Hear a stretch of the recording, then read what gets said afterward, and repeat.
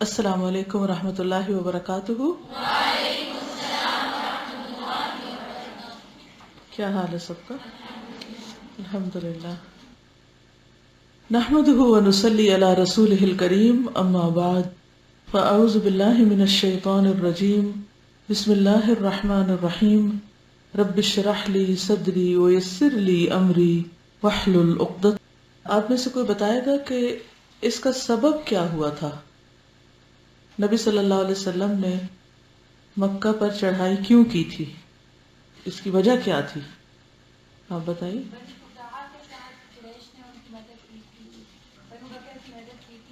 ہاں، بنو بکر نے بنو خزاعہ پر حملہ کر دیا تھا جبکہ وہ پانی کے ایک چشمے پر تھے، بے خبر سو رہے تھے، تو ناجائز طور پر یہ حملہ تھا. اب ہونا تو یہ چاہیے تھا کہ قریش اپنے حلیف کی مذمت کرتے، لیکن الٹا انہوں نے ان کی مدد کی. پھر نبی صلی اللہ علیہ وسلم کے پاس کون آیا تھا؟ اس سے پہلے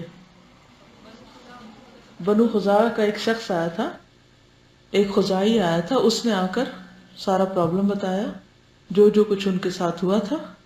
اس پر نبی صلی اللہ علیہ وسلم نے کیا فرمایا؟ جی، آپ نے ان کی مدد کا ایک طرح سے وعدہ کر لیا اور اہل مکہ کو ایک قاصد روانہ کیا اور کہا کہ وہ 3 باتوں میں سے ایک کو اختیار کر لیں. نمبر 1، خزاعہ کے جو لوگ مارے گئے ہیں ان کی دیت دی جائے. نمبر 2، جی، اور معاہدہ حدیبیہ کو منسوخ کرنے کا اعلان کریں. اس پر ابو سفیان کو پریشانی ہوئی اور وہ تجدید معاہدہ کے لیے مدینہ آیا، مکہ سے مدینہ آیا. نبی صلی اللہ علیہ وسلم سے ملا. ام حبیبہ نے کیا کیا؟ ہاں؟ بستر لپیٹ دیا. حضور صلی اللہ علیہ وسلم نے اس کی بات نہیں سنی، ابو بکر نے بات نہیں سنی، عمر نے بات نہیں سنی. اس کے بعد کیا ہوا؟ ٹھیک ہے. اس کے بعد آپ کب مکہ کے لیے روانہ ہوئے؟ رمضان میں. کتنا لشکر تھا؟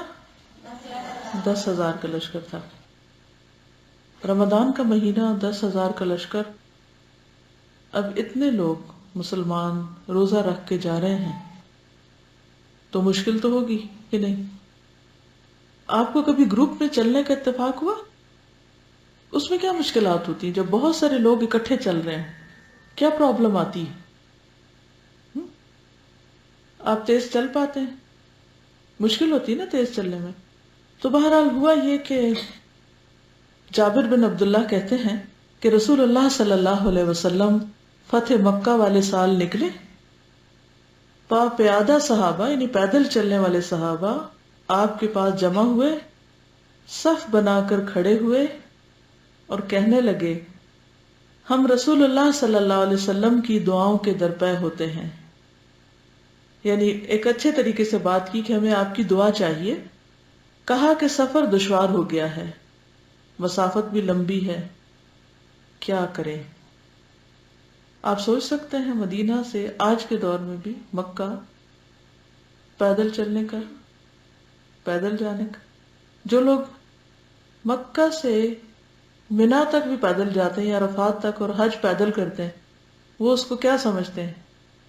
بہت بڑا کارنامہ کہ ہم نے تو واپسی پہ ہمیں تو بس ہی نہیں ملی اور پیدل چلنا پڑا. پورا منا کا رستہ جو تھا ہم نے وہ چل چل کے کراس کیا. اچھا، جب چل رہے ہوتے ہیں تو مڑ مڑ کے گاڑی دیکھ رہے ہوتے ہیں کہ کوئی ٹیکسی خالی مل جائے، شاید کہیں سے کوئی لفٹ مل جائے، شاید کہیں آرام کی کوئی جگہ مل جائے. کیونکہ اس وقت بھی بہت لوگ ہوتے ہیں نا آپ کے آس پاس، آگے پیچھے، تو تھوڑا سا آپ ایک اندازہ کر سکتے ہیں، جائزہ لے سکتے ہیں. بہرحال رسول اللہ صلی اللہ علیہ وسلم نے فرمایا، تیز چلنے کی صورت میں مدد طلب کرو، یعنی اپنی رفتار تیز کر دو. اس طرح سفر بھی جلدی ہوگا اور تم لوگ آسانی بھی محسوس کرو گے.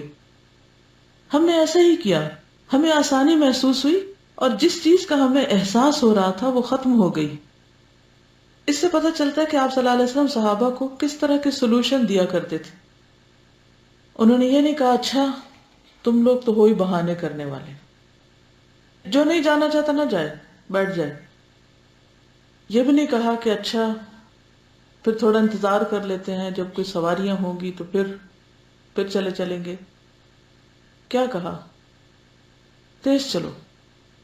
اور آپ نے دیکھا ہوگا کہ جب ہم کسی سفر میں مثلا گاڑی آہستہ سلو جاتی ہے، گاڑی میں بیٹھے ہوئے ہیں، ہاں، morale بھی ڈاؤن ہو جاتا ہے اور تھکاوٹ سی ہونے لگتی. جتنا راستہ لمبا ہوتا ہے اتنی ہی تھکاوٹ زیادہ ہوتی. لیکن اگر فاسٹ جا رہے ہوں تو ایک نفسیاتی اثر ہوتا ہے کہ جلدی پہنچ جائیں گے، تو سفر ہلکا لگنے لگتا ہے آپ کو. اسی لیے بہت سے لوگ بےچارے گاڑیاں تیز چلا کے عام طور پر ایکسیڈنٹ بھی کر بیٹھتے ہیں، جبکہ ان کو پتا ہوتا ہے کہ ڈینجرس ہے، لیکن پھر بھی تیز چلاتے ہیں کیونکہ تیز چلانے میں ایک ایکسائٹمنٹ ہوتی ہے اور آبویسلی ایک احساس کم ہوتا ہے، پھر ساری توجہ کس پہ ہو جاتی. مختلف طرح کی چالوں کو امیجن کرے. ایک چال ہوتی ہے آپ آہستہ سے، ایک شخص چل رہا ہے، ادھر دیکھ رہا ہے، ادھر دیکھ رہا ہے، اوپر دیکھ رہا ہے، ادھر دیکھ رہا ہے، وہ کب پہنچے گا؟ جو لوگ اپنے کام میں فوکسڈ ہوتے ہیں، وقت پر کام ختم کرتے ہیں، وہ کم تھکتے ہیں، ان کو کم پریشانی ہوتی. جو لوگ سستی کرتے ہیں، ڈھیلے ہوتے ہیں، ایک کام ختم نہیں ہوتا تو ایک اور آ جاتا ہے، ان کا کیا ہوتا ہے؟ ان کے لیے مشکل ہو جاتی. ٹھیک ہے، تو کام بھاگ بھاگ کے کرنے چاہیے اور خوشی سے کرنے چاہیے. مدینہ سے مکہ جتنا رستہ پیدل جانا پڑے تو بھی رفتار مزید تیز کر دینی چاہیے تاکہ تھکاوٹ کا احساس کم ہو جائے. ایک اور حدیث ہے، جابر بن عبداللہ سے روایت ہے کہ لوگوں نے رسول اللہ صلی اللہ علیہ وسلم سے پیدل چلنے کی شکایت کی. آپ نے انہیں بلایا اور فرمایا تیز چلا کرو. ہم نے تیز چلنا شروع کر دیا، اس سے ہمیں آسانی ہو گئی. یہ حکمت کی باتیں ہیں. نبی صلی اللہ علیہ وسلم کو اللہ نے حکمت عطا کر رکھی تھی. یعلمہم الکتاب والحکمہ. آپ صرف حکمت خود نہیں استعمال کرتے تھے بلکہ حکمت کی تعلیم بھی دیتے تھے اور سولوشن بتاتے تھے. اب آپ اس کو کر کے دیکھیے. بس آپ جھاڑو لگا رہے ہیں، کوئی کام کرے، سبزی کاٹ رہے ہیں، سارا دن لگے رہتے ہیں، کام ختم ہی نہیں ہوتا. لیکن جس شخص کو یہ پتا ہو کہ میرے پاس اتنا وقت ہے، اس کے بعد میرا یہ کام ہے، اس کے بعد میرا یہ کام، تو وہ کیا کرے گا؟ اس لمیٹڈ ٹائم میں اپنی سپیڈ تیز کر کے کام مکمل کرنے کی کوشش کرے گا. یہ اصول یاد رہے گا.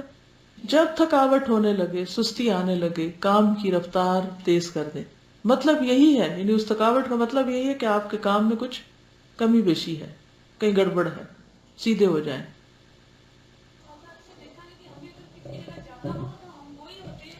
ہاں، ہم تیز ہو جاتے ہیں انکانشیسلی. جب ہمیں کہیں جانا ہوتا ہے نا تو ہماری یہ سوچتے بھی نہیں، لیکن ہم خود ہی تیز ہو جاتے ہیں.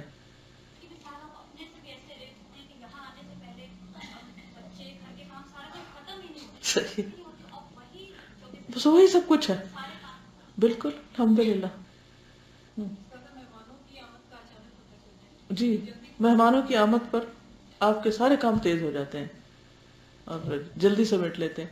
اچھا، رمضان میں آپ نے دیکھا ہوگا ہم عام طور پر عشاء کی نماز یا خود اکیلے تہجد پڑھیں کافی سارا ٹائم لگ جاتا ہے، لیکن امام کے ساتھ جب پڑھتے ہیں تو آپ نے دیکھا ہوگا کہ اچھا 1.5 گھنٹے کے اندر آپ ابھی گھر سمیٹ رہے ہیں اور پڑھنے والے پڑھ کے آ بھی گئے ہیں. تو آپ سوچتے ہیں میں بھی کیوں نہ مسجد چلی جاؤں یا جہاں اور پڑھ رہے ہیں. بہرحال پھر اسی طرح یہ تو تھی تیز چلنے کی ٹپ. سعد بن ابی وقاص کی عیادت اور ان کو دعا دینا. سعد بن ابی وقاص رضی اللہ عنہ سے مروی ہے کہ فتح مکہ کے موقع پر میں مکہ مکرمہ میں ایسا شدید بیمار ہو گیا کہ موت کے قریب جا پہنچا. رسول اللہ صلی اللہ علیہ وسلم میری عیادت کے لیے تشریف لائے. میں نے عرض کیا اے اللہ کے رسول، میرے پاس بہت سا مال ہے اور میری وارث صرف ایک بیٹی ہے، کیا میں اپنے 2/3 مال کو صدقہ کر دوں؟ آپ نے فرمایا نہیں. میں نے کہا نصف؟ آپ نے فرمایا نہیں. میں نے کہا 1/3 یعنی 1/3؟ آپ نے فرمایا ہاں. 1/3 کی وصیت کر سکتے ہو اور یہ بھی بہت زیادہ ہے، 1/3 بھی زیادہ ہے. تم اپنے اہل خانہ کو اچھی حالت میں چھوڑ کر جاؤ اپنے گھر والوں کو اچھی حالت میں چھوڑ کر جاؤ، یہ اس سے بہت بہتر ہے کہ تم انہیں اس حال میں چھوڑ کر جاؤ کہ وہ لوگوں کے سامنے ہاتھ پھیلانے پر مجبور ہو جائیں۔ تم جو کچھ بھی خرچ کرتے ہو، حتیٰ کہ اپنی بیوی کو جو لقمہ کھلاتے ہو، اس پر بھی اجر دیے جاتے ہو۔ یعنی تمہیں اجر چاہیے نا، اجر کے لیے تم دوسروں کو دینا چاہتے ہو، تو اجر تمہیں گھر میں بھی ملے گا اگر ان کی تم ضروریات پوری کر رہے ہو۔ میں نے عرض کیا اللہ کے رسول، کیا میں ہجرت سے پیچھے رہ جاؤں گا؟ آپ نے فرمایا تم میرے بعد جو عمل بھی اللہ کی رضا حاصل کرنے کے لیے کرو گے تمہارے درجے اور بلندی میں اضافہ ہوگا، کیونکہ وہ مکہ میں فوت نہیں ہونا چاہ رہے تھے کہ ان کی ہجرت کا ثواب نہ چلا جائے۔ اور ہو سکتا ہے، پھر آپ دیکھیے پازیٹو سائڈ، ہو سکتا ہے تمہیں زیادہ عمر ملے۔ یعنی وہ کہتے ہیں میں مرنے کے قریب پہنچ گیا اور آپ کیا بات کر رہے ہیں، ہو سکتا ہے، پاسبلٹی ہے تمہیں زیادہ عمر ملے۔ یہ اتنا خوبصورت پہلو ہے سیرت کا کہ جو ہماری زندگیوں میں مسنگ ہے۔ جب ہمارے حالات تنگ ہو جاتے ہیں نا تو ہم کہتے ہیں بس اب تو کوئی حل ہے ہی نہیں، ایسے ہی شاید زندگی گزارنی پڑے۔ بیماری ہو تو کہتے ہیں مر ہی جائیں گے، کسی انسان کا مسئلہ ہو تو سوچیں گے کہ بس یہ اب اس جگہ سے پہاڑ پتھر ہلنا نہیں۔ نبی صلی اللہ علیہ وسلم ہر مایوسی کے موقع پر ایسی بات کرتے ہیں کہ جس سے کم از کم غم اور پریشانی تو دور ہو۔ بیماری تو جائے گی ٹائم لے کر اپنا، لیکن اتنی دیر جب تک مرے نہیں کیوں مر رہے ہیں؟ یہ جو مرنے سے پہلے مرنا ہے نا، اس کو چھوڑ دینا چاہیے۔ بس جس دن مرنا نا اسی دن مرنا ہے، اس سے پہلے ہی پریشان رہ کے اور صحت برباد، وقت برباد اور کوئی کام نہیں۔ فرمایا ہو سکتا ہے کہ تمہیں زیادہ عمر ملے۔ یہ عیادت کا ایک طریقہ بھی ہے، یاد رکھیے، عیادت کا مسنون طریقہ، کہ آپ کسی ایسے کے پاس بھی جائیں جو بالکل ہی مر رہا تو اس کو بھی آپ کہیں کیا پتا اللہ تعالیٰ تمہیں ایسی شفا دے کہ جو اللہ زندگی دیتا ہے انسان کو تو وہ بیمار کو صحت یاب نہیں کر سکتا ہے۔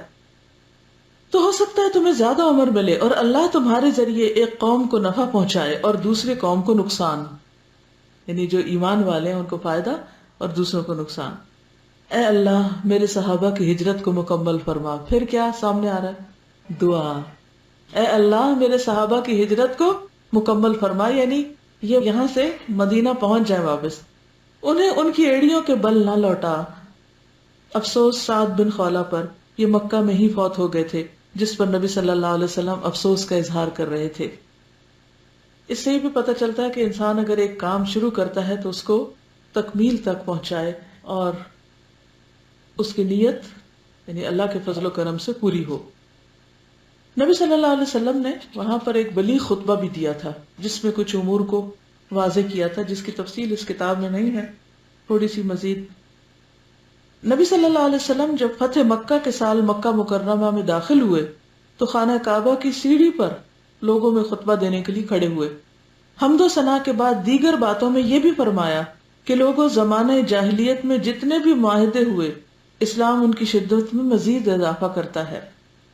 ٹھیک ہے، لیکن اب اسلام میں جاہلیت کے معاہدوں کی کوئی اہمیت نہیں۔ یہ جو آپ نے فرمایا نا کہ اسلام جاہلیت کے معاہدوں میں اور شدت کرتا ہے، یعنی ان معاہدوں کو توڑا نہیں جائے گا، اور پھر ساتھ ہی یہ بھی کہا کہ اسلام میں جاہلیت کے معاہدوں کی اہمیت نہیں، تو یہ دو کنٹراڈکٹری باتیں بظاہر لگتی۔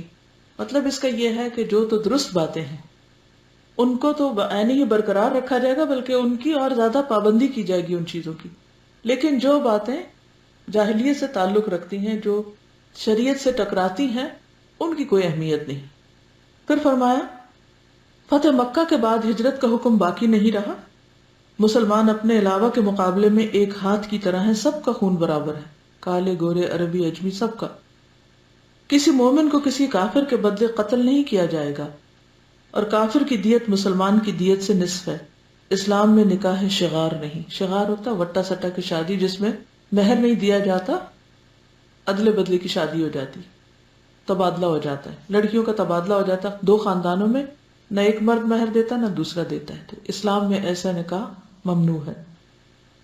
نہ زکوٰۃ کے جانوروں کو عامل کے پاس کھینچ کر لایا جائے اور نہ جانوروں والے ان کو دور لے کر جائیں، یعنی زکوٰۃ لینے والا خود جائے جگہ پر اور وہاں سے لے کر آئے، لوگ اپنی اپنی زکوٰۃیں لے کر نہیں آئیں گے، جانوروں کی زکوٰۃ خاص طور پر۔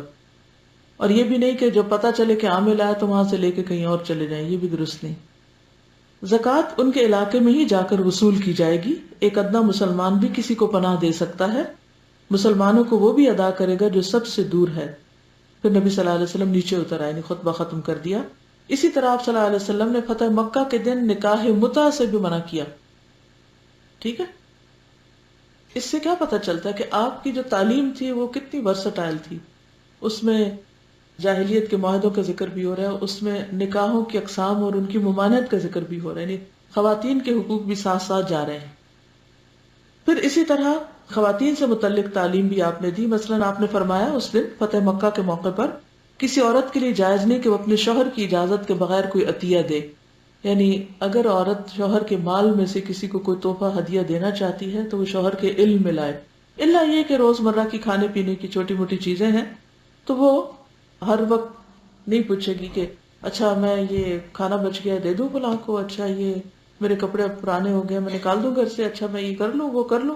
یہ نہیں، مراد اس سے کیا ہے کہ کوئی ایسی چیز، مثلا شوہر نے شادی کے موقع پر گولڈ کا کوئی سیٹ دیا اور بیگم صاحبہ نے کوئی صدقے پر حدیث پڑھی یا سنی اور وہ اٹھا کے جا کے بغیر اجازت، بغیر بتائے، بغیر اعتماد میں لیے، بغیر مشورہ کیے جا کے دے آئے۔ ٹھیک ہے وہ آپ کا سیٹ ہے لیکن اس کے ساتھ اور بھی کسی کا تعلق ہے، یعنی دینے والے کا۔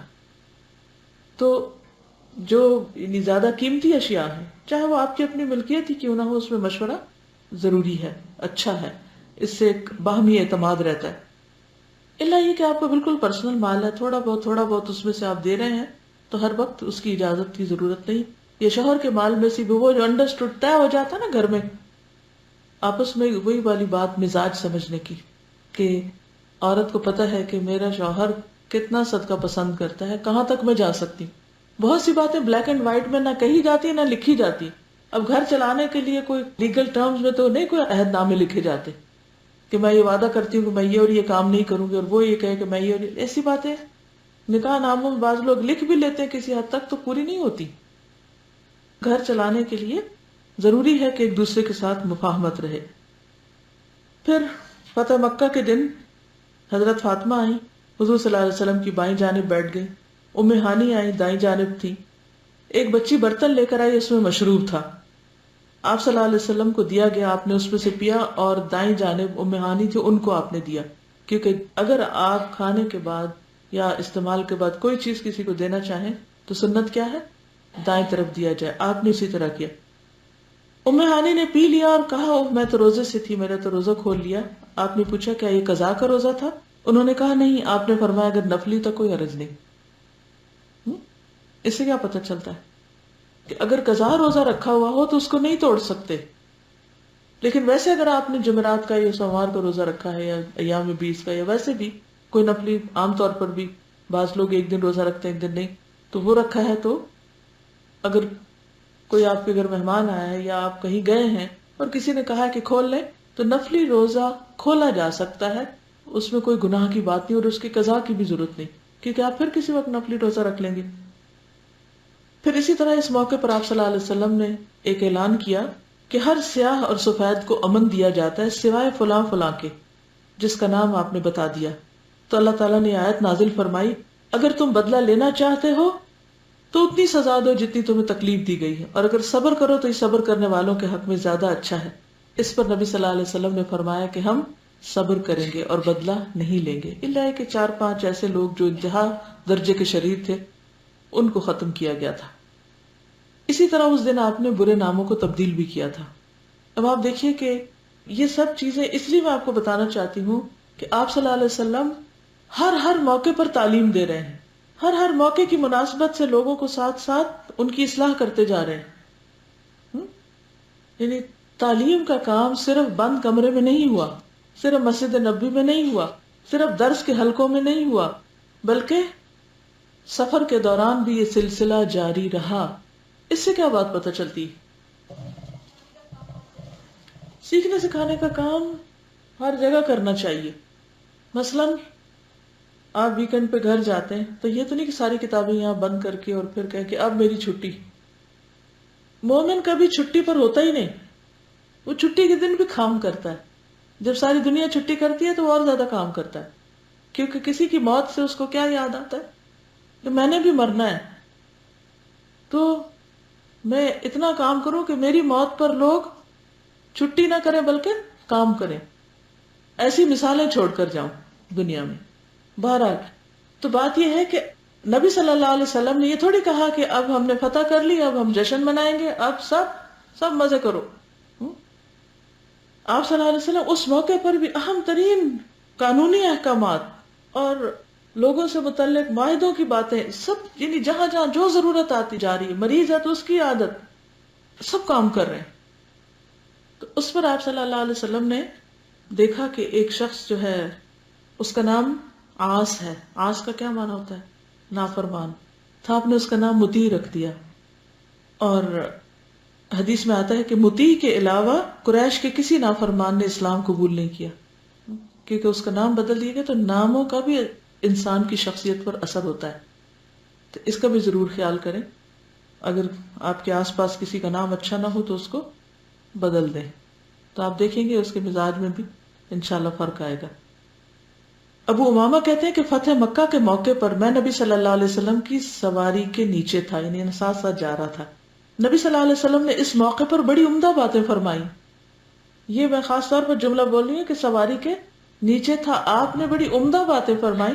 اب آپ دیکھیے کوئی مائکرو فون نہیں, کوئی اسپیکر نہیں, کچھ نہیں, صرف کتنے لوگ سن پا رہے ہیں ان 10,000 میں سے جو قریب ترین ہیں اور الرٹ ہیں, اور وہ دلچسپی سے سن رہے ہیں اور یاد رکھ رہے ہیں اور آگے روایت کر رہے ہیں, اور اس نیت کے ساتھ روایت کی کہ آج ہم بھی اس قابل ہوئے کہ وہ سن سکیں کیا فرمایا تھا آپ نے اس وقت.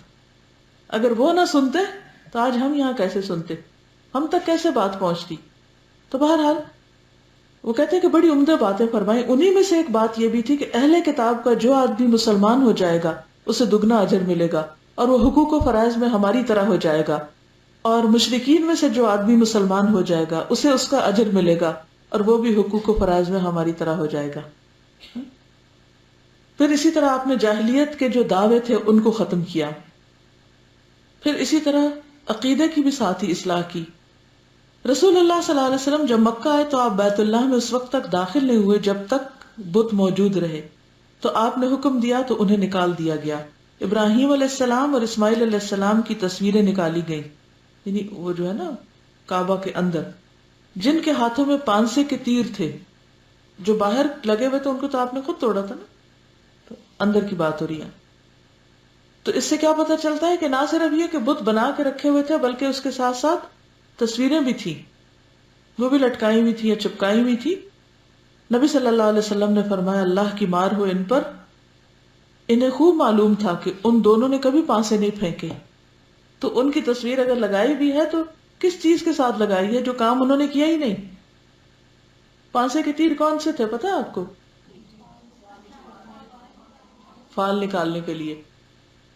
ان لوگوں کو جب کوئی مشکل کام ہوتا ہے یا کوئی ڈیسیژن لینا ہوتا ہے, جیسے ہم استخارہ کرتے ہیں نا, تو یہ آتے تھے اور چڑھاوا چڑھاتے, اس کا خون ملتے بتوں پر, اور پھر ان کے سامنے جا کے تیر پھینکتے پانسے کے, اور پھر اس کے اوپر لکھا ہوتا کر یا نہ کر, تو وہ پھر اگر نکل آتا کہ کر, ٹاس کرتے نا جیسے, تو یہ بتوں کے سامنے جا کے یہ کام کرتے تھے. تو ابراہیم اور اسماعیل علیہ السلام کے ہاتھوں میں بھی وہی تیر پکڑائے ہوئے تھے کہ نعوذ باللہ کیا سمبلائز کر رہا تھا کہ وہ بھی انہی کے سامنے لا کے تیر پھینکتے تھے. پھر اسی طرح جابر بن عبداللہ کہتے ہیں کہ ایک آدمی فتح مکہ کے دن کھڑا ہوا اور کہنے لگا یا رسول اللہ صلی اللہ علیہ وسلم, میں نے اللہ کے لیے نظر مانی تھی کہ اگر اللہ نے آپ کو مکہ فتح کرا دیا تو میں بیت المقدس میں 2 رکعت نماز پڑھوں گا. آپ نے فرمایا یہیں پڑھ لو. ویسے بھی اس کی منت میں سینس نہیں بنتی نا, فتح مکہ ہو رہا ہے اور نماز کہیں اور پڑھی جا رہی ہے. اس نے پھر اپنی بات دہرائی, نبی صلی اللہ علیہ وسلم نے فرمایا یہیں پڑھ لو. اس نے پھر اپنی بات دہرائی, آپ نے فرمایا پھر تمہاری مرضی. اچھا عام طور پہ ایسا ہوتا ہے نا کہ کوئی شخص ایسی نیت یا منت مان لیتا ہے کہ جس پر وہ بڑا پریشان ہوتا ہے, اس کا حل بھی چاہتا ہے, جب اس کو حل بتایا جائے تو وہ بھی نہیں مانتا. وہ اتنا ڈاما ڈول ہوتا ہے بھائی یا تو مسئلہ نہ بتاؤ, اور اگر بتاتے ہو کوئی حل بتاتا ہے تو اس کو مان لو, اور اگر نہیں ماننا پھر جو جی چاہے کرو, پھر دوسروں کا وقت ضائع نہ کرو. تو ان چیزوں سے باہر آنا چاہیے. دیکھیے جب اللہ کے رسول صلی اللہ علیہ وسلم نے ایک اجازت دے دی تو پھر ہم کون اور ہماری عقل کیا, ٹھیک ہے نا, پھر بحث نہیں کرنی چاہیے. ہوتا اصل میں پتہ کیا, ہم لکیر کے فقیر ہوتے ہیں. ہم کہتے ہیں ہم نے چونکہ یہ کام یہاں کرنے کی منت مانی ہے اس لیے یہاں جانا ہمارا اب ضروری ہو گیا, حالانکہ اصل چیز کیا ہے؟ مثلاً کئی لوگ منت مانتے ہیں کہ اگر میرا بچہ پاس ہو گیا تو میں داتا دربار جا کر ایک بکرا کروں گی. اب بچہ بھی پاس ہو گیا اور آپ خود بھی پاس ہو گئے اور آپ نے قرآن پڑھ لیا اور آپ کو پتا چل گیا کہ وہاں جا کے بکرا ذبح نہیں کرنا، لیکن دل پہ ایک بوجھ ہے کہ بکرا تو ذبح کروں، تو وہ آپ اپنے گھر ہی کر لیں، تب بھی ٹھیک ہے. ٹھیک ہے جی بالکل، وہ زیادہ ٹھیک ہے. جزاک اللہ خیر، وہ زیادہ ٹھیک ہے کیونکہ اب آپ شرک سے بچیں گے. ٹھیک ہے نا؟ تو اسی طرح بعض اوقات ہم جلدی میں کوئی ایسا کام کیا بیٹھتے ہیں جو ہم نہیں کر سکتے، تو اس کے لیے پھر کیا ہے کہ اس مشکل سے نکلنے کے لیے مثلا کئی لوگ اپنے اوپر لازم کر لیتے ہیں کہ میں زندگی بھر 2 نفل روز پڑھوں گی. اب بعض اوقات بیمار ہو گئے سفر پہ یا نہیں پڑھ پائے، فرض پڑھنا دوبر ہو گیا تو نفل کہاں سے روز پڑھیں گے آپ؟ اور نفل تو ہوتے ہی اس لیے کہ دل کی خوشی سے جب پڑھ سکو جب پڑھو. تو اس طرح کی چیزوں میں انسان پھر جب ایک کام نہیں ایک طریقے سے کر پا رہا تو صدقہ خیرات کر دے اور اپنے آپ کو اس مشکل سے نکال لے. قسم کا جو کفارہ ہوتا ہے نا، اسی طرح کا کفارہ دے کے نظر سے باہر نکل آئے، جو نہ ہو، ورنہ تو پوری کرنی چاہیے لیکن جو کسی بھی وجہ سے نہ پوری کر پائے. وہ مشہور واقعہ جو ہے جس میں حضرت اسامہ کو بھیجا گیا تھا ایک عورت کی سفارش کرنے کے لیے، بچپن سے آپ کہانیوں میں پڑھتے آ رہے ہوں گے. تو آپ نے کیا فرمایا تھا؟ اگر میری بیٹی فاطمہ بھی چوری کرتی تو میں اس کا بھی ہاتھ کاٹ ڈالتا. یہ واقعہ بھی فتح مکہ کے موقع پر پیش آیا تھا. ٹھیک ہے، کیونکہ جب بھی میں یہ واقعہ پڑھتی تھی میں سوچتی تھی کہ اچھا اگر یہ مکی دور میں پیش آیا ہے تو مکی دور میں تو قانون اترا ہی نہیں تھا ابھی چوری کا، تو پھر کس موقع پر؟ یہ فتح مکہ کے موقع پر ہی پیش آیا ہے. تو حضرت عائشہ کہتی ہے کہ وہ عورت بعد میں میرے پاس آیا کرتی تھی جس کا ہاتھ کاٹا گیا تھا، تو میں اس کی کچھ نہ کچھ ضرورت پوری کر دیتی. اس سے صحابہ کا یہ اخلاق بھی پتہ چلتا ہے کہ حد تک ان پہ جاری ہو جاتی تھی لیکن تعلقات نہیں ختم ہوتے تھے. ہم ذرا سی بات پر ہی ناراض ہو کے بیٹھ جاتے ہیں اور بول چال بند. یہ نہیں ہونا چاہیے. کسی بھی قیمت پر کمیونیکیشن ختم نہیں ہونی چاہیے. حد جاری ہونے کے بعد اگر کوئی کسی کے بارے میں ایک لفظ برا کہتا تو آپ اس پر ناراض ہوتے کہ وہ پاک ہو چکا ہے، اس نے سزا بھگت لی، وہ پاک ہو گیا، اب تمہیں کوئی حق نہیں کہ آپ اس کو تانے دو. ٹھیک ہے، اور آپ آئندہ اس کی مدد بھی کرو. تو اس سے اس معاشرے کے اندر کتنی آپس کی محبت اور یونٹی اور ایک اچھی فیلنگ. دیکھیے ایک بوجھ لے کے انسان سوئے دل پر، وہ نیند، اور ایک معاف کر کے سوئے وہ نیند، دونوں میں فرق ہے. پہلی صورت میں آپ رات کو جب سائڈ بدلیں گے آنکھ کھلے گی آپ پریشان حال ہوں گے، اور دوسری صورت میں آپ پرسکون، دل خوش. تو یہ جو دلوں کا اطمینان ہے اور دلوں کا سکون ہے یہ بہت بڑی دولت ہے، اور یہ دولت کچھ دے کے حاصل ہوتی ہے. جب بھی کچھ ملتا ہے تو کچھ دینا پڑتا ہے نا اس کے. بس وہ کیا دینا پڑتا ہے؟ جیسے نبی صلی اللہ علیہ وسلم کو اجازت مل گئی تھی بدلہ لینے کی، لیکن آپ نے کہا میں بدلہ نہیں لوں گا، معاف کروں گا. صبر کریں گے معاف کریں گے. تو ایسا صبر اور معاف کرنے والوں کا پھر ریوارڈ کیا ہے کہ وہ پرسکون نیند سویا کرے. ٹھیک ہے، اب اگر آپ کی نیند میں خلل ہو تو ضرور سوچئے کیا غلط کام کیا ہے. جی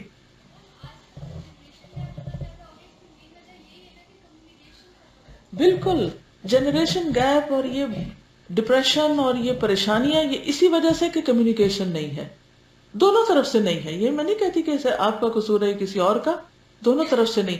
ہم بحیثیت مسلمان امت کے نبی صلی اللہ علیہ وسلم کی اس سنت کو فراموش کر چکے ہیں.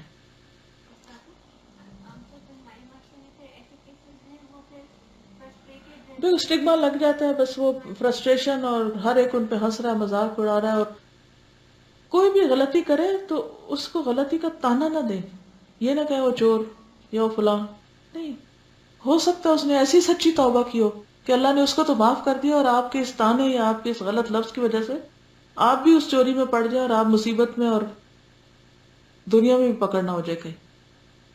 تو کسی کے بھی عیب کو اچھالنا نہیں. ٹھیک ہے نا؟ کیا نہیں کرنا؟ کسی کا عیب اچھالنا نہیں. اور کیا نہیں کرنا؟ تانا نہیں دینا. اور کیا کرنا ہے؟ کوئی نہیں بولتا تو آگے جا کے خود بول لینا.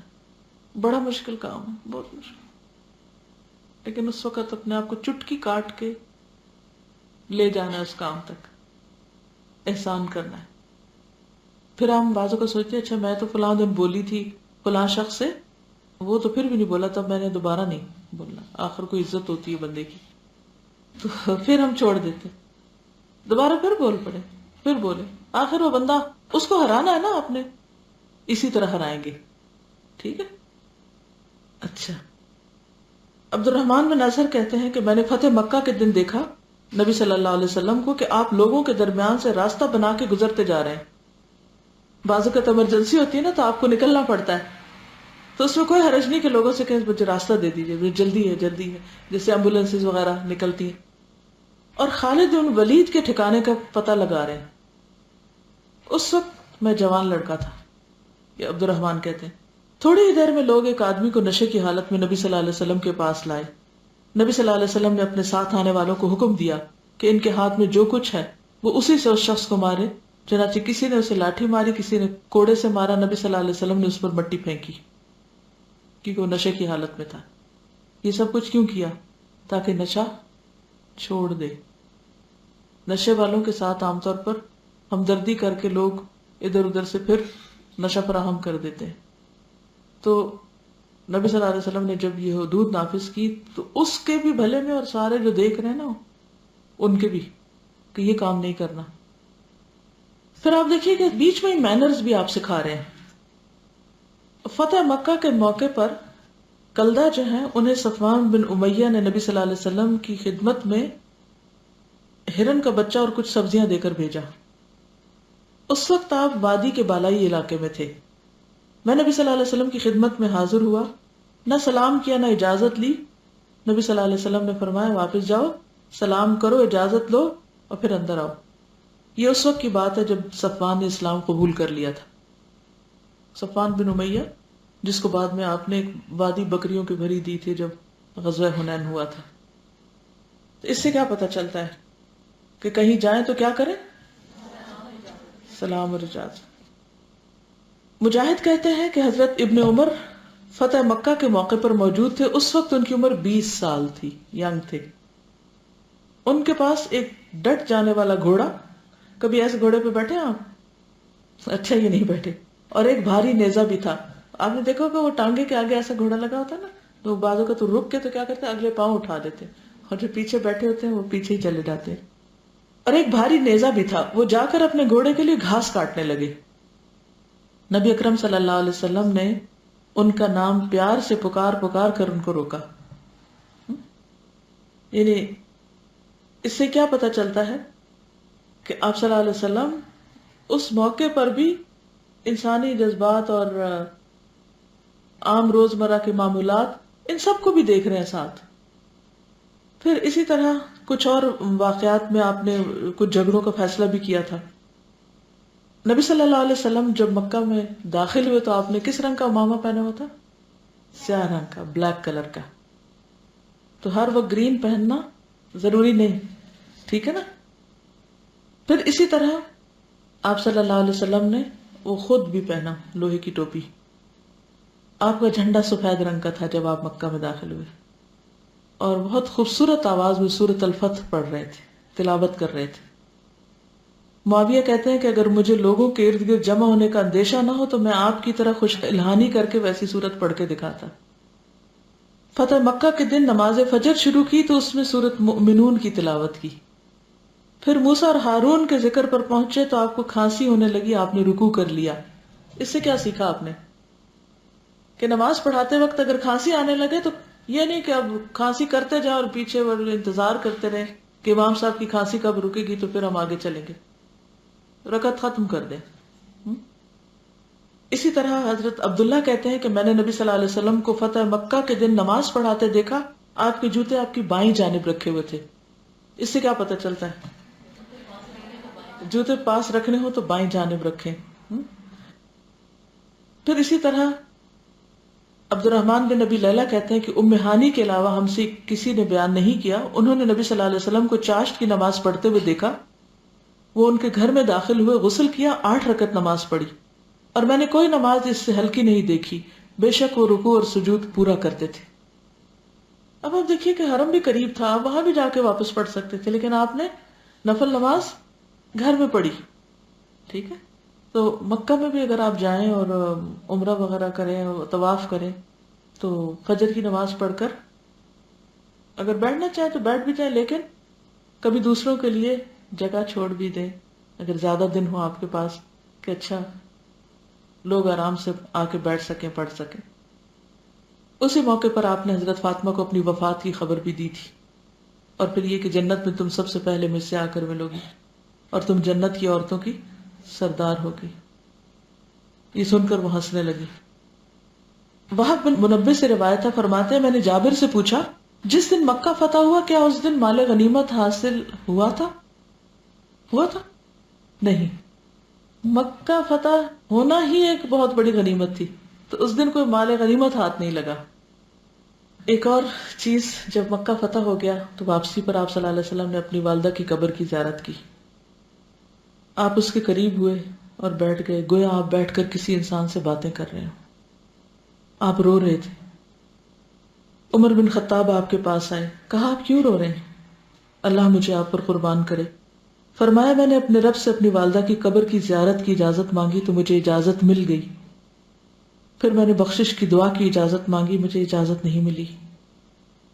اور پھر اسی وقت اس جگہ فرماتے ہیں میں نے تمہیں 3 چیزوں سے منع کیا تھا. تعلیم دیکھیں، رو رہے ہیں، بات کر رہے ہیں، جواب دے رہے ہیں، اور کہا میں نے تمہیں 3 چیزوں سے منع کیا تھا. 3 دن کے بعد قربانی کا گوشت کھانے سے منع کیا تھا، اب اسے کھاؤ اور جب تک چاہو رکھو. اور قبرستان جانے سے منع کیا تھا، اب جو جانا چاہتا ہے جا سکتا ہے. مجھے اپنی والدہ کی قبر کی زیارت کی اجازت دی گئی اور میں نے تمہیں مخصوص برتنوں میں پینے سے منع کیا تھا. سبز رنگ کا برتن جس میں روغن مل لیا جاتا تھا، روغن زفت لگے برتن، چوبی برتن سے یعنی لکڑی کے برتن سے منع کیا تھا. میں ان برتنوں کا حکم دیتا ہوں کیونکہ برتن کسی چیز کو حلال اور حرام نہیں کرتے، البتہ نشہ آور چیز سے بچنا ضروری ہے. کہاں بیٹھ کے تعلیم دے رہے ہیں؟ کیا کلچر ہے، کیا کلچر ہے اتنے دکھ میں. اچھا ہمارے یہاں کسی کی وفات ہو جائے یا کوئی قبرستان جائے، وہ کسی کو کوئی کام کی بات نہیں بتائے گا کہ اس موقع کی مناسبت سے اگر اس کو کوئی اچھی بات یاد آ گئی ہے تو وہ کسی سے شیئر ہی کر لے. کتنی بار ایسے ہوتا ہے کہ ہمیں لوگوں کے ساتھ ٹریول کرتے ہوئے، کھڑے ہوتے، کھانا کھاتے، کہیں جاتے آتے، راستے میں کئی اچھی باتیں یاد آتی ہیں، لیکن ہم ان کو اپنے تک ہی رکھتے ہیں، شیئر نہیں کرتے. نبی صلی اللہ علیہ وسلم کی سنت کیا ہے؟ چاہے شدید رنج ہے، چاہے سفر ہے، چاہے خوشی کا موقع ہے، کچھ ہے، آپ اپنی امانت دیتے جا رہے. اسی لیے تو جب حجۃ الوداع ہوا تو آپ نے کیا فرمایا؟ الا هل بلغت اللہم اشہد، کیا میں نے پہنچا دیا؟ اللہ گواہ رہنا میں نے پہنچا دیا، جو میرے پاس تھا میں نے سارا علم دے دیا. ہم کہہ سکتے ہیں اپنے بارے میں کہ جو مجھے آتا ہے میں شیئر کر چکی ہوں، میں نے چھپا کے کچھ نہیں رکھا، میں نے بخل نہیں کیا، کہہ سکتے ہیں. اسی لیے تو یہ بریک آ گئی ہے نا، اور جاہل امت پیدا ہو گئی ہے. اس امت میں کیوں جہالت؟ اور ہم جتنے مرضی منصوبے بنا لیں لٹریسی کو عام کرنے کے، اور ہو نہیں سکتا جب تک ہر بندہ اس کام میں نہیں لگے گا. کروڑوں کی آبادی کو کتنے اسکول بنا کے پڑھائیں گے آپ؟ ہم سب جن کو پتا ہے اگر وہ اپنے اپنے کیپیسٹی میں اگر کوئی آپ کا کام کر رہا ہے تو اس کو سکھائیں. اگر آپ کسی ٹیلر کے پاس گئے، اس کو کام دیا ہے، اس کو سکھائیں. گھر میں پلمبر آیا ہے، کام کیا اس نے، اسے کوئی کیسٹ پکڑا دیں، کوئی کتاب پکڑا دیں اگر پڑھ سکتا ہے. مسئلہ کیسٹ کی بات میں اس لیے کرتی ہوں کہ بہت سے لوگ کتاب دیں گے بھی پڑھ ہی نہیں سکتے، پھر کیا کریں گے؟ کچھ سننے کو ہی دے دیں. تو اسی طرح کہیں کچھ لکھ کے لگا دیں، کہیں کسی کو کچھ ہاتھ سے دے دیں، اپنے بیگ میں ایسی چیزیں رکھیں. اویئرنیس، ہر طرف روشنی روشنی روشنی، تب لوگوں کے انداز بدلیں گے. جی آپ.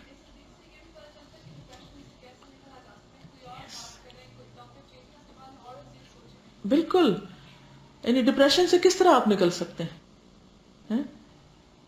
آپ خود ذرا اپنے آپ کو رکھ کے دیکھیں کہ آپ اپنی والدہ کے پاس کسی ایسی حالت میں بیٹھے ہوئے ہیں ان کی وفات کے بعد، یا پھر ان کی قبر پہ گئے ہوں.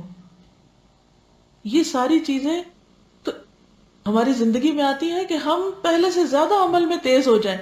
اس لیے نہیں آتی کہ جو کام کر رہے ہیں اس کو بھی چھوڑ کے بیٹھ جائیں، چھٹی کر لیں. کتنا فرق ہے. کیا نبی صلی اللہ علیہ وسلم ہمارے لیڈر نہیں تھے؟ ان کی والدہ کی وفات تو بہت پہلے ہو گئی تھی، لیکن وہاں بیٹھ کے بھی کیا کر رہے ہیں؟ سکھا رہے ہیں. فتح مکہ سے امپورٹنٹ کیا چیز تھی؟ ہر جگہ. تو یہ پہلو سیرت کا عاشقان رسول سے اوجل ہو گیا. ہم عاشق رسول بننے کے لیے کیا کرتے ہیں؟ ایک بس محفل سجا لی سال میں یا کسی خوشی کے موقع پر، تھوڑی دیر بیٹھ کے شعر و شاعری سے دل بہلایا، روئے، اٹھ گئے، بات ختم. پتہ ہی نہیں کہ ان کا طریقہ زندگی کیا تھا، ان کے سفر کیسے تھے، ان کا غم کیسا تھا، ان کی خوشی کیسی تھی، شادیاں کیسے کی، باقی کام کس طرح کیے. تو ہمیں اس کلچر کو بدلنا ہوگا اگر ہم عزت سے جینا چاہتے ہیں دنیا میں.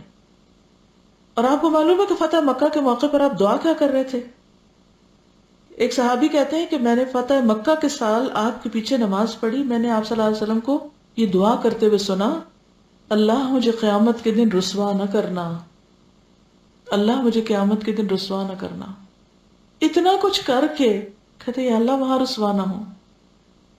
حالانکہ اللہ تعالیٰ نے آپ کو سورۃ فتح میں کیا بشارت دی تھی؟ اللہ نے آپ کے اگلے پچھلے سب قصور معاف کر دیے، پھر بھی آپ اپنے لیے یہ دعا کر رہے ہیں. کیونکہ آخری دم تک انسان کو فکر رہنی چاہیے کہ کہیں مجھ سے کوئی اللہ کی ناراضگی کا کام نہ ہو جائے. کبھی اپنے اعمال سے مطمئن ہو کے نہ بیٹھ جائیں کہ ہم نے اتنا کچھ کر لیا اب مزید کی ضرورت نہیں رہی. نہیں، بہت ضرورت ہے. ہمیں کئی زندگیاں بھی اور مل جائے نا، اور ہم ساری زندگیاں بھی لگا دیں، تب بھی کام نہیں پورا ہوگا. کہاں یہ کہ ایک زندگی ضائع کر کے نکل جائیں دنیا سے. اگرچہ ایک دن آپ کا اور چلا گیا اس میں، لیکن یہ ضروری سمجھتی تھی. اس کے بغیر مجھے لگ رہا تھا کہ فتح مکہ کا صرف فتح کا پہلو تو چلا گیا مگر تعلیم کا پہلو رہ گیا، اس کو بھی جاننا ضروری ہے. سلام.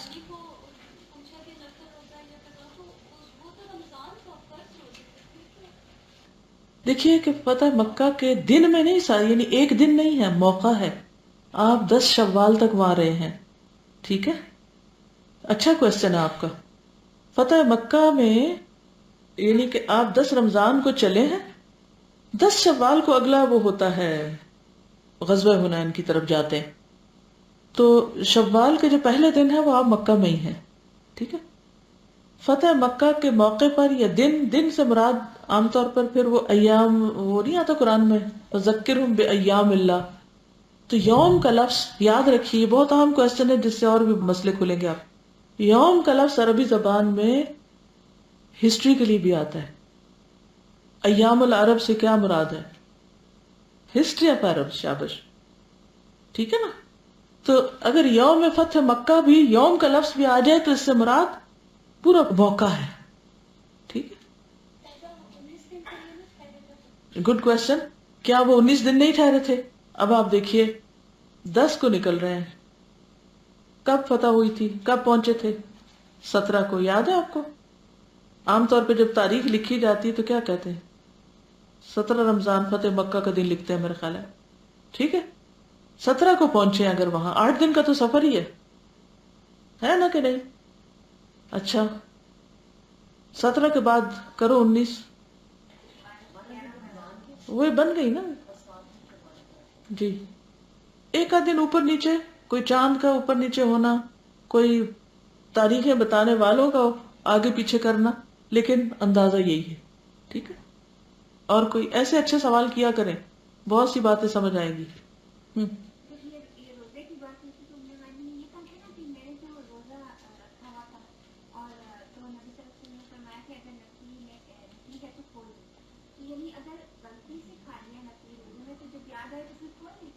اگر کھولنا چاہیں کسی وجہ سے، سمجھے کہ بہت طبیعت خراب ہو رہی ہے کچھ، تو نفلی روزہ کھولا جا سکتا ہے. نہیں، بھول کے کھانے سے مطلب یہ ہے کہ وہ روزہ ہو جائے گا، اگر پتہ ہی نہیں چلا اور کھا کے پھر چل پڑے تو فرض بھی ہو جاتا ہے تو نفل بھی ہو جائے.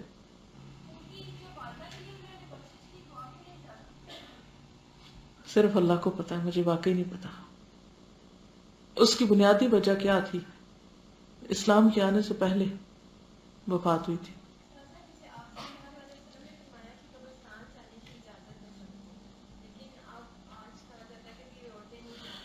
عورتوں کے لیے بھی اجازت ہو گئی تھی، صرف یہ منع کیا گیا کہ کثرت سے نہ جائیں عورتیں، ٹھیک ہے نا؟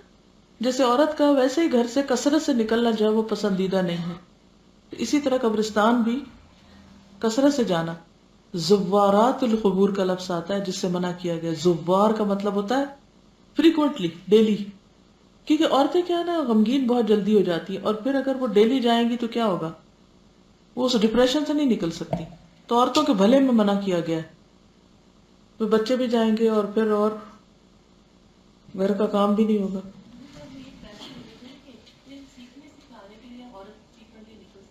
جی جی، وہ تو ظاہر ضرورت کے لیے تو نکل سکتی ہے، یعنی بلا ضرورت نہیں نکلنا چاہیے. کزن ہوئے نا، خالہ کے بیٹے، ابن عباس، عباس نہیں، ابن عباس. دیکھیے ان کا نام لبابہ تھا. خالد بن ولید کی مدر، ابن عباس کی مدر، اور حضرت میمونہ، یہ تینوں بہنیں تھیں. ٹھیک، قبر کے اوپر نہیں بیٹھنا چاہیے. ہاں، مجاور نہ بن کے بیٹھ جائیں، یہ مطلب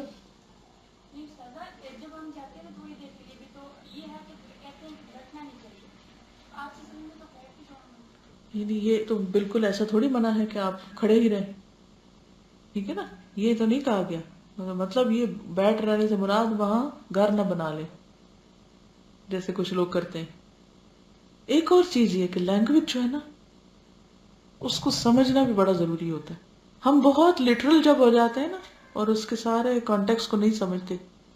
اب مثلا حضور صلی اللہ علیہ وسلم فرمایا بنو قریظہ کی طرف جب بھیجا، اثر وہاں چل کے پڑے اور کچھ نے دیکھا کہ وہ سورج جانے لگا ہے، ہم پڑھ لیں رستے میں، اور کچھ نے کہا نہیں ہم تو وہیں جا کے پڑھیں. آپ نے کسی پہ بھی رد نہیں کیا، ٹھیک ہے.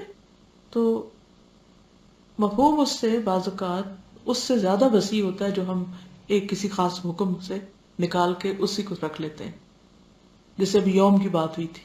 ٹھیک ہے، آپ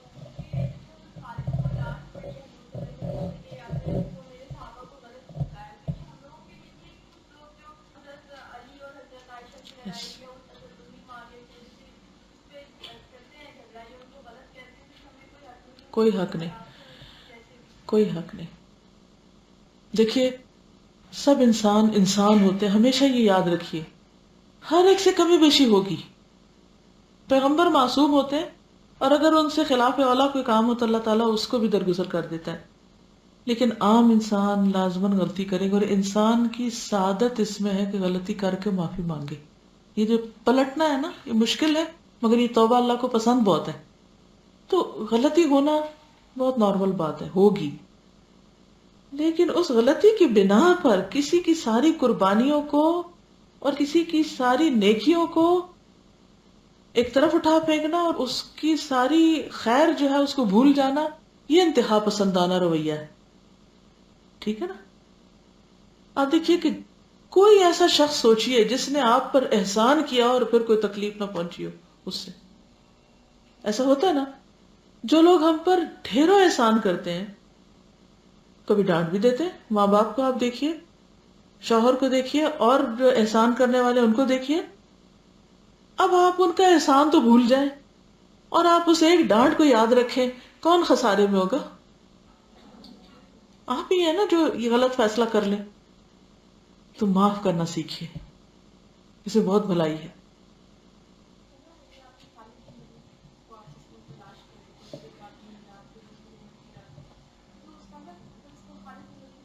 اچھا کیا سوال آپ نے کہ مثلا میں یہاں سے وہاں تک جا رہی ہوں اور تیزی میں بھی ہوں کہ اتنے میں اچانک بیچ میں ایک اور ایسا مسئلہ آ جاتا ہے کہ جو توجہ چاہتا ہے. ہوتا ہے ایسے کبھی آپ کے ساتھ؟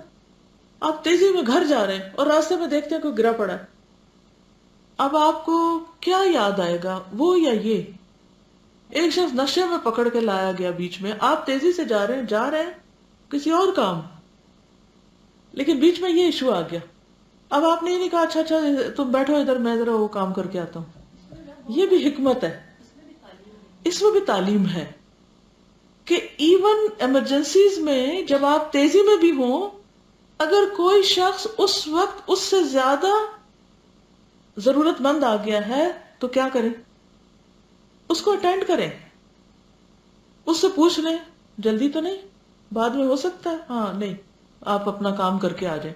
کئی دفعہ ایسا ہوتا ہے نا کہ آپ ایک کام ضروری کرنے جا رہے ہوتے ہیں کہ بیچ میں کوئی شخص بیکار سی بات لے کے کھڑا ہو جاتا ہے، تو اس وقت آپ، یعنی یہ سچویشن میرے ساتھ تو اتنی دفعہ پیش آ چکی ہے، لیکچر کے لیے لوگ بیٹھے ہیں اور یہ عقیدت مند گلے ملنا چاہتے ہیں، اللہ اب کیا کروں.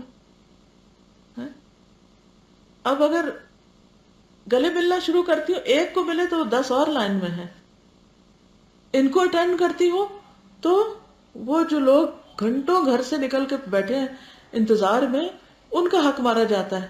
ہوگی نا مشکل سچویشن، تو آپ کیا کر سکتے ہیں؟ ان کو اشارے سے کہ ہاں ٹھیک ہے میں ابھی آ رہی ہوں کام کر کے، پھر آپ سے نپٹتی ہوں، کیونکہ وہ اس وقت میجورٹی اہم ہے. یہاں خالد بن ولید جو ہے وہ، ان کو تھوڑا ڈیلے کیا جا سکتا، مگر یہ اگر یہ، کیونکہ آپ دیکھیں ہو سکتا ہے کراؤڈ میں ہو، اگر آپ اس وقت اس کا علاج نہیں کرتے نا تو یہ مسئلہ رہ جاتا، آپ آگے جا کے ہو سکتا ہے اور کوئی کام پڑ جاتا. تو جو مصروف لوگ ہوتے ہیں ان کی زندگی میں صرف ایک کام نہیں ہوتا کہ اسی کو لے کے بیٹھے رہے، انہیں ایک وقت میں ملٹی ٹاسکنگ بھی کرنی پڑتی ہے. ٹھیک ہے نا؟ آپ کچھ کہہ رہے تھے؟ جی، پرائرٹائز، یہ بھی بہت اہم ہوتا ہے زندگی میں، کہ 2-3 ایشو آ جاتے ہیں. وہ چائے کا پانی بھی ابل رہا ہے اور ادھر سے بچہ بھی رو رہا ہے اور ادھر سے ہسبینڈ بھی بلا رہا ہے اور اس کی فون نہیں اٹھائی تو وہ شامت آئے گی. اب کیا کریں؟ بچے کو اٹھائیں گود میں، چولہا بند کر دیں، وہ بعد میں بھی دوبارہ اس کو ڈیل کر لیں گے اور فون سن لیں. بہت سی لڑائیاں کس لیے ہوتی، کیوں ہوتی؟ ہم اس وقت بعد میں اپنا ڈیفenس کرتے رہتے ہیں، نہیں وہ اصل میں چائے کا پانی ابل رہا تھا، اصل میں بچہ رو رہا تھا. نہیں، اس وقت سب سے امپورٹنٹ شوہر ہے، پہلے اس کو اٹینڈ کریں، بچے کو ساتھ ہی اٹینڈ کر لیں، 2 بھی اکٹھے کام ہو سکتے ہیں، اور تیسرا جو ہے وہ بعد میں ہو جائے گا. ہم خواتین گھر کے کام پہلے کرتی ہیں، بچوں کو آزاد چھوڑ دیتی ہیں گھومنے پھرنے کے لیے، غلط کام کرنے کے لیے، اور شوہر تو کسی کیٹیگری میں ہے ہی نہیں توجہ کے قابل. یہ نہیں ہونا چاہیے.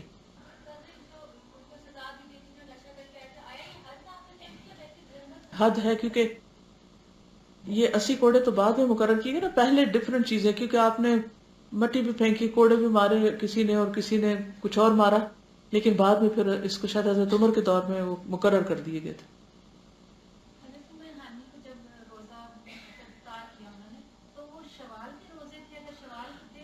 تب بھی کھول سکتے ہیں، شوال کے ہی ہوں گے، کیونکہ ایسا کچھ نہیں، پورا مہینہ شوال کے رکھ سکتے ہیں. ٹھیک ہے، شوال 6 شوال کے روزے سارا مہینہ بھی رکھ سکتے ہیں، ضروری نہیں کہ ایٹ اسٹریچ آپ رکھیں یا پہلے ہی عشرے میں رکھیں. کچھ لوگوں نے یہ مقرر کیا ہوا کہ اگلے ہی دن رکھیں، وہ بھی ضروری نہیں ہے.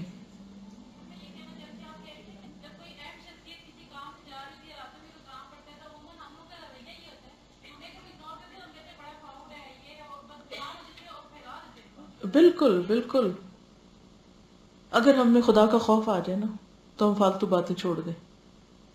یہ جو لوگوں کے بارے میں ہم فیصلے وی جمپ ٹو کنکلوژنس اور ججمنٹل ہو کے فوراً ہم بتا دیتے فلاں فلاں تو ایسا ہو گیا، فلاں تو ایسا کرتا ہے، فلاں ایسا کرتا ہے. آپ کو نہیں پتا دوسری طرف، دوسری رخ نہیں معلوم. آپ کو کیا پتا، ہو سکتا ہے وہ واش روم جا رہا ہوں، ہاں بات تو نہیں ہے اچھی، لیکن بعض اوقات ہم انسانی ضروریات کا بھی خیال نہیں کرتے.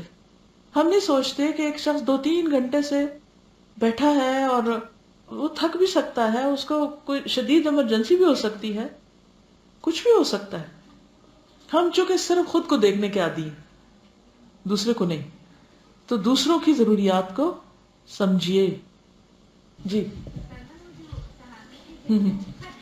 خط بھیج دیا تھا ابو حاتب بن ابی بلتا. یس، بالکل. اب حاتب بن ابی بلتا نے جو خط بھیج دیا تھا وہ خاتون کی رکا دے کر، تو حضرت عمر نے کہا کہ میں اس کی گردن اڑا دوں، تو آپ نے فرمایا نہیں، تمہیں کیا معلوم، شاید اللہ تعالیٰ نے جی بدر والوں کو جھانک کے دیکھا اور کہا کہ میں نے جو ان کو معاف کر دیا.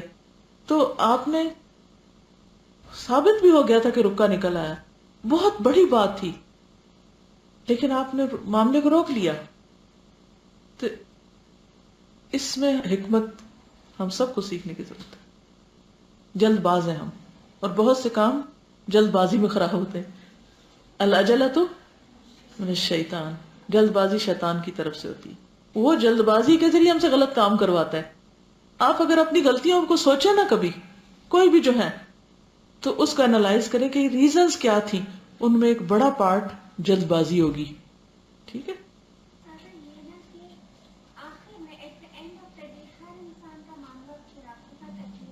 ظاہر پہ معاملہ کیا. ابھی تو میں آج جب یہ پڑھ رہی تھی اگلا غزوہ حنین، 2000 لوگ مکہ کے نیو مسلمز میں سے آپ کے لشکر میں شامل ہوئے. 10,000 آپ پیچھے سے آئے تھے، 2000 یہ، 12,000 کا لشکر حنین کی طرف گیا تھا. میں سوچ رہی تھی کہ ابھی تو کل مسلمان ہوئے ہیں، اتنا ٹرسٹ کہ ان کو فوج میں شامل کر لیا اور ساتھ لے گئے.